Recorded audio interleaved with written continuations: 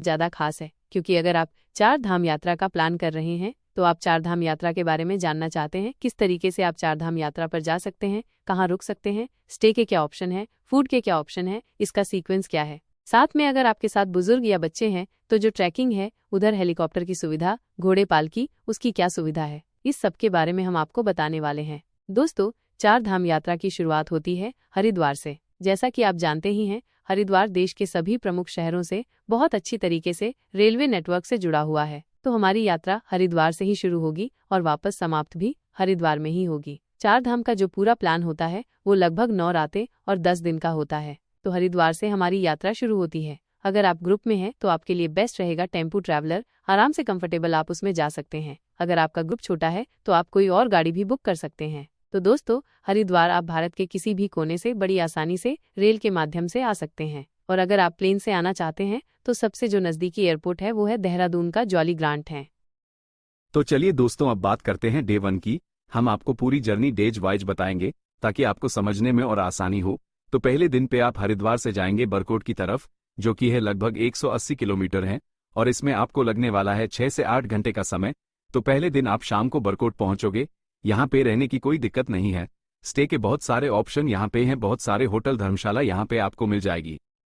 बस यहाँ पे रूम का चार्ज थोड़ा ज्यादा होगा, क्योंकि दोस्तों आपको पता है यहाँ पे जो पहाड़ के होटल वाले होते हैं इनका बिजनेस सिर्फ 3-4 महीने का ही होता है, तो होटल की कॉस्ट बढ़ जाती है। सीजन के टाइम पे और खाने की भी यहाँ पे आपको कोई दिक्कत होने नहीं वाली है। यहाँ पे बहुत सारे आपको ढाबा रेस्टोरेंट मिल जाएंगे, तो आप अपना खाना खा के मस्त आराम से आप रात में यहाँ पे रेस्ट लेंगे। दूसरे दिन दोस्तों जल्दी उठिए, क्योंकि आज आपको जाना है यमुनोत्री माता के दर्शन करने। तो बरकोट से आप जाएंगे जानकी चट्टी, जो कि है लगभग 45 किलोमीटर दूर, और ये आप कवर कर लेंगे 2 से ढाई घंटे में। जानकी चट्टी पहुंचने के बाद शुरू होगी आपकी यमुनोत्री का ट्रैक, जो कि 5 किलोमीटर का है, और इसे पूरा करने में आपको लगेगा 2 से ढाई घंटे। यमुनोत्री माता के मंदिर में आपने दर्शन करें, अच्छे से वहां पे घूमें, और वापस नीचे की तरफ ट्रैक कर जानकी चट्टी से वापस आप आ गए बरकोट में। दोस्तों, हम आपको यही बताना चाहते हैं कि आराम से आपको बरकोट से जानकी चट्टी के लिए खूब सारी से टैक्सी मिल जाएगी। तो वापस बरकोट में आपने अपनी नाइट को स्टे किया और इसी के साथ आपका डे 2 समाप्त हुआ। दोस्तों, सीजन में यहाँ पर रूम मिलना बहुत मुश्किल हो जाता है, क्योंकि ज्यादातर रूम बुक रहते हैं। अगर आपकी एडवांस बुकिंग नहीं है तो आपको बड़ी प्रॉब्लम हो जाती है। इसलिए दोस्तों, मैं आपको सजेस्ट कर रहा हूं कि आप पैकेज के थ्रू ही अपनी 4 धाम यात्रा करें, वो आपके लिए बहुत ज्यादा सुगम होने वाली है। दोस्तों, आप हरिद्वार से किसी भी टूर ट्रेवल्स वालों से अपना पैकेज बुक कर सकते हैं। तो चलिए मैं आपको टूर पैकेज के बारे में जल्दी से बता देता हूं। दोस्तों, ये टूर पैकेज आपका हरिद्वार टू हरिद्वार होगा, जो कि 9 रातें और 10 दिन का होगा, और पैकेज 15,000 से 20,000 तक रहने वाला है। इसमें आपको व्हीकल स्टे, फूड, सब कुछ आपका इसके साथ ही रहता है।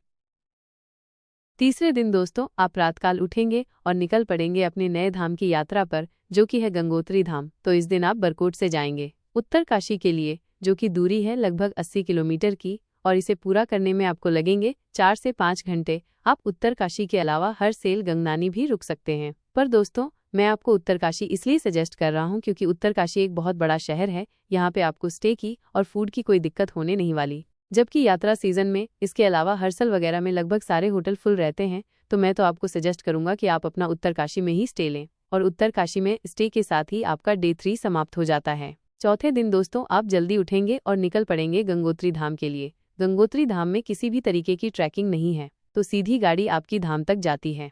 मैं आपको बताना चाहता हूँ कि सिर्फ 2 धाम में ही आपको ट्रैक करना है, एक है यमुनोत्री और एक है केदारकांठा और गंगोत्री।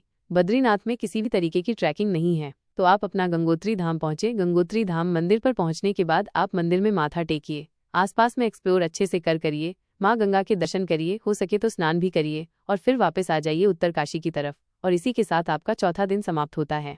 डे 5 में आप जल्दी उठिए, क्योंकि अब की यात्रा शुरू होगी देवों के देव महादेव के धाम केदारकांठा सीजन में केदारकांठा में। इसलिए दोस्तों, मैंने आपको सजेस्ट किया है कि आप टूर पैकेज करके ही जाएं। तो 5वें दिन आप उत्तरकाशी से सोनप्रयाग पहुंचेंगे, जिसकी दूरी है लगभग 220 किलोमीटर, और इसमें आपको समय लगने वाला है 8 से 9 घंटे। छठे दिन दोस्तों जल्दी उठिए, क्योंकि इस ट्रिप की सबसे मुश्किल पदयात्रा अब आपकी शुरू होने वाली है बाबा केदारनाथ के लिए। तो आप गौरीकोंड जाइए, जो कि आपसे या टैक्सी के थ्रू जा सकते हैं। गौरीकोंड तक पहुंच टैक्सी यहीं पे आके रुक जाती है, गाड़ियां स्टॉप हो जाती है। गौरीकुंड के स्टार्टिंग में पॉइंट पर पहुंच गए, और पीछे आप देख सकते हो साइन बोर्ड पर लिखा हुआ है 16 किलोमीटर। गौरीकुंड से आपकी पैदल ट्रैकिंग शुरू होगी, जो कि 18 किलोमीटर की है। और इस ट्रैकिंग को पूरा करते करते आपको 8 से 9 घंटे लगने वाले हैं। बहुत ही खूबसूरत वो यात्रा होती है, तो आप एंजॉय करें। अब बहुत से लोगों के मन में सवाल होगा, क्या केदारनाथ में स्टे के ऑप्शन हमें मिल पाएंगे? इसलिए दोस्तों मैंने आपको पैकेज सजेस्ट किया है, क्योंकि पैकेज से बहुत ज्यादा सहूलियत हो जाती है और हर तरीके की टेंशन से हम बच जाते हैं। पर आप वहां पे अगर बिना पैकेज के भी जा रहे हैं तो वहां पे आपको GMVN के जो कॉटेजेस हैं, डोरीमेंट्री हैं, वो अगर फुल ना हुए तो वो मिल जाएंगे, वरना बहुत सारे वहां पे प्राइवेट टेंट होते हैं जो आपको अवेलेबल हो जाएंगे। तो आप अपनी यात्रा उस दिन एंजॉय करें, वहां पे अपना स्टे ले और इसी के साथ आपका छठा दिन समाप्त होता है। केदारनाथ में 7वें दिन की सुबह करें आप केदार बाबा के दर्शन। मंदिर में अच्छे से दर्शन करने के बाद आसपास आप अच्छे से एक्सप्लोर करें और उसके बाद वापसी करें नीचे गौरीकुंड आने की। तो आज का दिन भी आपका ट्रैकिंग में निकलने वाला है।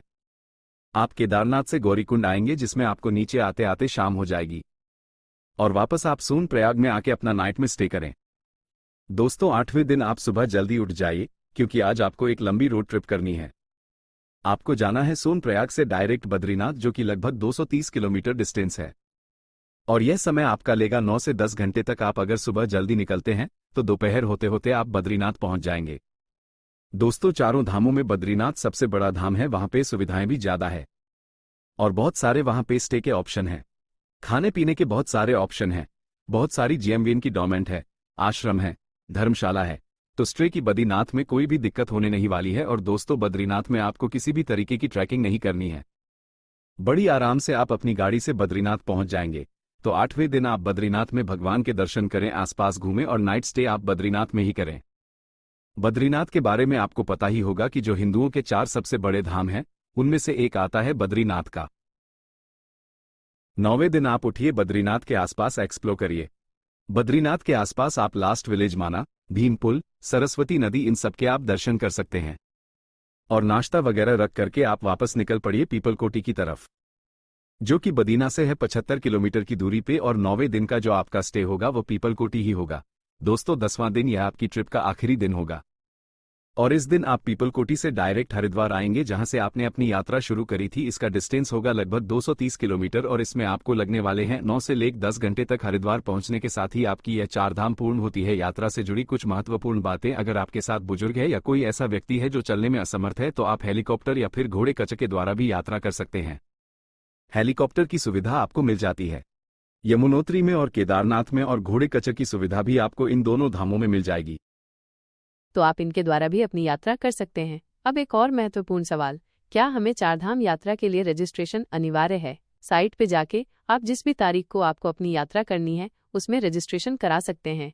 जब आप इस यात्रा पे आ रहे हैं तो अपने साथ आप गर्म कपड़े कैरी करना बिल्कुल ना भूलें, क्योंकि ऊपर बहुत ज्यादा मौसम कभी कभी बिगड़ जाता है और रात में तो आपको ठंड लगने ही वाली है। साथ में दोस्तों यहाँ पे लाइट की भी दिक्कत रहती है, तो अपने साथ पावर बैंक वगैरह जरूर रखें, स्टिक रखें, ताकि जिसके सपोर्ट की वजह से आप ट्रैक कर सकें। और अच्छे आप शूज पहने, क्योंकि फिसलन रहती है या बहुत पत्थर वाला रास्ता होता है तो आपको चोट भी लग सकते हैं अगर आप गिरे, तो इसलिए आप अच्छी क्वालिटी के शूज भी पहने। साथ में रेनकोट रखना बिल्कुल ना भूलें, क्योंकि दोस्तों बारिश यहाँ पे कभी भी हो सकती है। और इम्पॉर्टेंट बात, आप यहाँ पर ऑनलाइन पेमेंट के भरोसे ना रहें, क्योंकि यहाँ पे नेटवर्क की दिक्कत रहती है। तो आप अपने साथ कैश जरूर रखें। दोस्तों अगर आप अलग अलग और खुद से भी हर चीज अरेंज करते हैं तो भी आप जो बजट बनाएंगे वो आपका पैकेज से ज्यादा ही बैठने वाला होता है, क्योंकि तो जो पैकेज की कॉस्ट पड़ती है वो लगभग 20 से 25 हजार पे पर्सन इसकी कॉस्ट पड़ती है। अगर आप अलग से भी घूम रहे हैं तो इतनी ही कॉस्ट आपकी अलग से घूमने में जो सब कुछ आप अरेंज करते हो वहाँ भी आपकी पड़ने वाली होती है। तो उम्मीद है दोस्तों आपको ये वीडियो पसंद आई हो।